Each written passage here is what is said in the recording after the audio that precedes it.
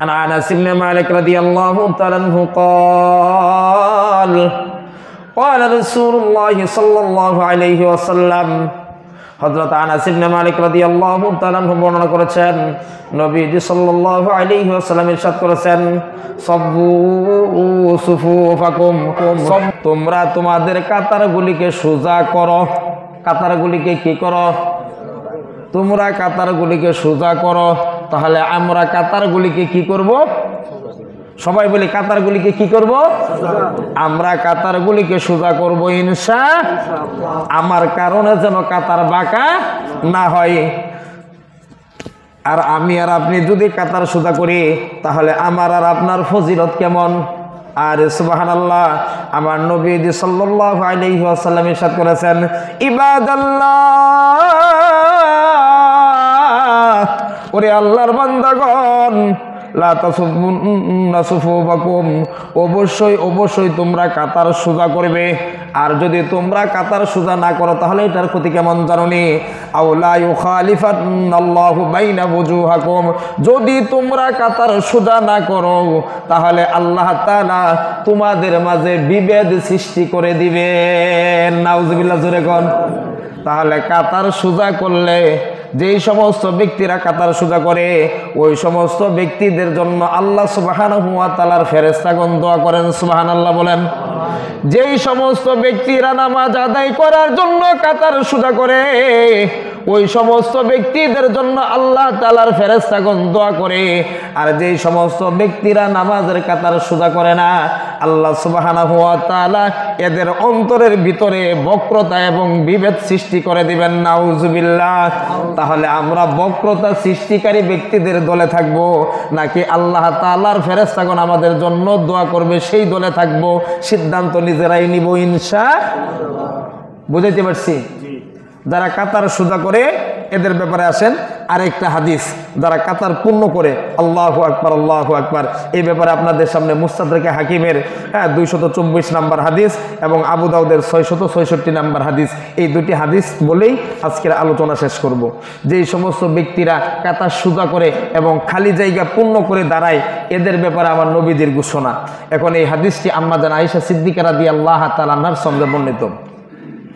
হযরতে আম্মা জান আয়েশা সিদ্দিকা রাদিয়াল্লাহু তাআলা আনহা বর্ণনা করেছেন আমার নবীজি সাল্লাল্লাহু আলাইহি ওয়াসাল্লাম ইরশাদ করেছেন ইন্নাল্লাহা ওয়া মালাইকাতাহু ইউসাল্লুনা আলাল্লাযীনা ইয়াসিলুনাস সুফুফ ইন্নাল্লাহা ওয়া মালাইকাতাহু, নিশ্চয় আল্লাহ সুবহানাহু ওয়া তাআলা এবং আল্লাহ তাআলার ফেরেশতাগণ ওই সমস্ত ব্যক্তিদের জন্য দোয়া করে আল্লাযীনা ইয়াসিলুনাস সুফুফ, যেই সমস্ত ব্যক্তিরা খালি জায়গা পূর্ণ করে দাঁড়ায়। সুবহানাল্লাহ বলেন।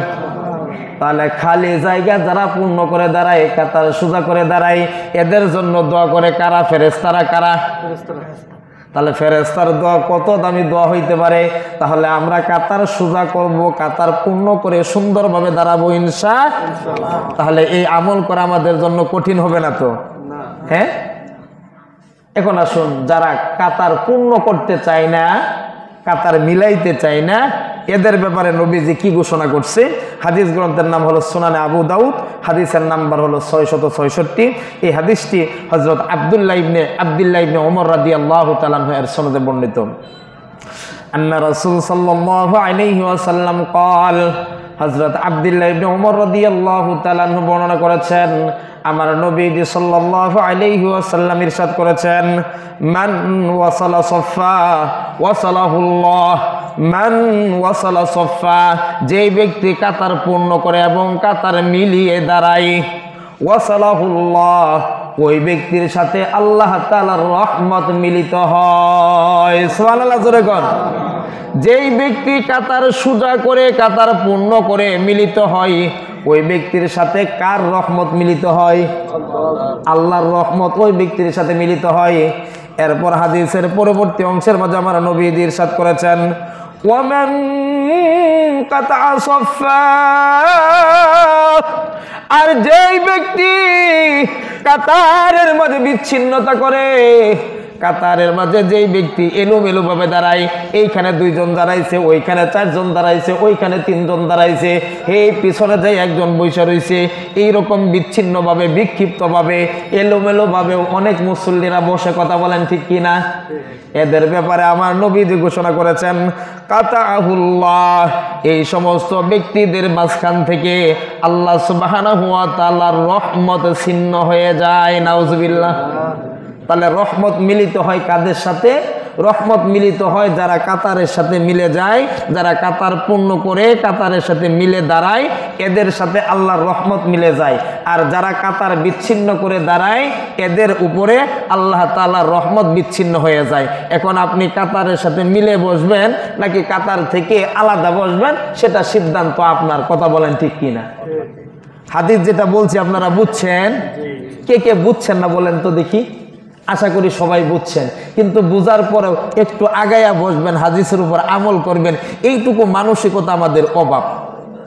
কথাগণ, অথচ এই আমল করার জন্য আমাদের টাকাও লাগবে না, পয়সাও লাগবে না, আহামরি কষ্টও হবে না, কিন্তু তারপরেও আমরা আমল করি না। আল্লাহ আমাদেরকে আমল করার মতো মানসিকতা দান করুক, সবাই বলি আমিন।